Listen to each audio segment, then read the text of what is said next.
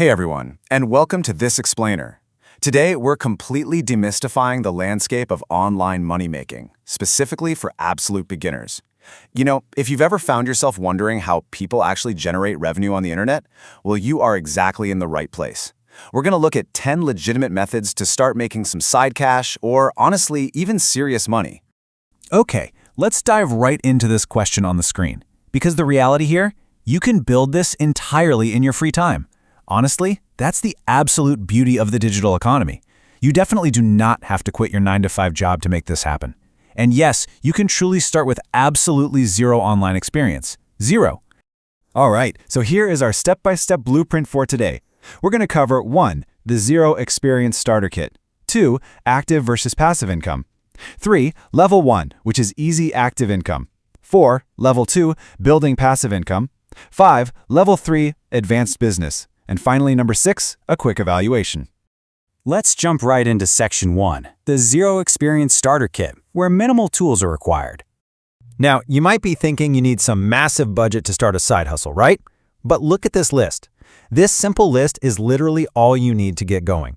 A computer or a phone, internet access, and your free time. That's it. That is your entire Zero Experience Starter Kit. There's no upfront capital required for the vast majority of what we're covering today. It's really that accessible. Moving on to Section 2, active versus passive income, the core concept. So here's the crucial difference that really defines the digital economy. Active income is, well, it's basically like your normal job, right? You trade your time for money. If you stop working, you stop earning. Passive income, on the other hand, is all about building an asset. You put in the work once up front, and the money theoretically just keeps rolling in while you sleep. Basically, active income is your starting line, but passive income, that's the ultimate goal. All right, Section 3, Level 1, easy active income. These are your quick wins to build confidence. So if you already have a skill, platforms like Upwork and Fiverr are going to be your absolute fastest route to active income. It's super straightforward. You pick a skill, you build a really robust profile showing off your work, and then you just offer your services. On Fiverr, for example, you can start offering microservices for as little as $5. We're talking anything from logo design to video editing. And check this out. You can actually make $80 to $100 a night just dog sitting on Rover if you're in the US or Canada. Like, if you genuinely like pets, you can literally make hundreds of dollars a week getting paid to play fetch in your free time. How cool is that?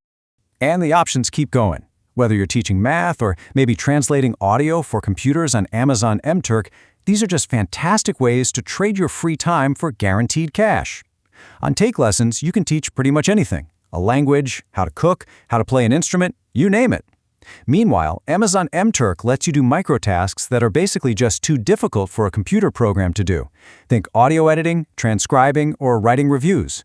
By just working on a few different tasks, you can easily make $20 to $30 an hour.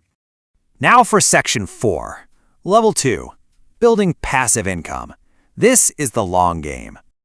To earn passive income on YouTube, you first have to hit a pretty strict threshold. You need 4,000 watch hours and 1,000 subscribers within a 12-month period. Now, I won't lie, that takes real dedication. But once you achieve it, your past videos act as these continuous passive assets, literally earning you money on autopilot. Plus, if you manage to grow a large enough audience, which usually means a minimum of 10,000 subscribers, you can start doing paid sponsorships too. But hey, if being on video really isn't your thing, you could try Amazon Kindle. You can write an ebook yourself, or honestly, even hire a ghostwriter, and then Amazon handles all the massive sales infrastructure for you. Alternatively, over on Shutterstock, you can sell digital media. Just upload high-quality photos, video clips, or, even sick music beats, and you'll earn a recurring commission every single time someone downloads your file. Then there's affiliate marketing, which basically allows you to promote products that already exist. Now, with the Amazon Associates program, you get about a 10% commission on physical goods. But if you switch over to ClickBank, because they strictly sell digital courses and services with zero overhead, those payouts can skyrocket to a massive 75% commission per sale. It's a huge difference. All right, we've made it to Section 5, Level 3, Advanced Business. This is the boss level. If you've got some capital saved up, or maybe you have some solid coding skills, you really need to look at Flippa. It's essentially a marketplace where you can literally auction off or purchase existing, profitable online businesses. This is definitely a huge step up. If you're good at making apps or websites, you can build them from scratch and sell them right here. Or if you have some money lying around, you can just place a bid. And if your bid wins, well, you just bought yourself an online business that is already generating revenue. Another boss-level option is drop shipping. It acts as a middleman model. Now, it is a bit complicated to start, I'll admit, but the genius of it is that you never actually have to touch the inventory yourself. You basically open up a Shopify store and link it with an app to source your products. The customer comes in and pays you your set retail price. Then, you take that money, pay the manufacturer the much lower wholesale price, and then the manufacturer ships the product directly to your customer. You just keep the profit in the middle without ever even seeing the product. Which brings us to Section 6, the quick side hustle evaluation, where we summarize the whole blueprint. So, evaluating your next move really just comes down to mapping out the income type and the barrier to entry. For absolute beginners, active income platforms like Fiverr, Upwork, and Rover offer a super low barrier. You can start today with just basic skills. Then you've got passive income models like YouTube and Kindle. Those have a medium barrier, mostly because they require some upfront asset creation before you see a single dime. Finally, Flippa and dropshipping are those high-barrier business models, simply because they require upfront capital or some technical marketing skills.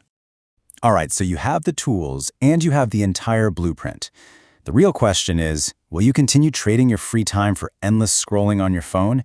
Or will you invest it tonight to start building your very first digital asset? The barrier to entry has quite literally never been lower. So which path are you going to choose? Thank you so much for joining me on this explainer, and we will definitely see you next time.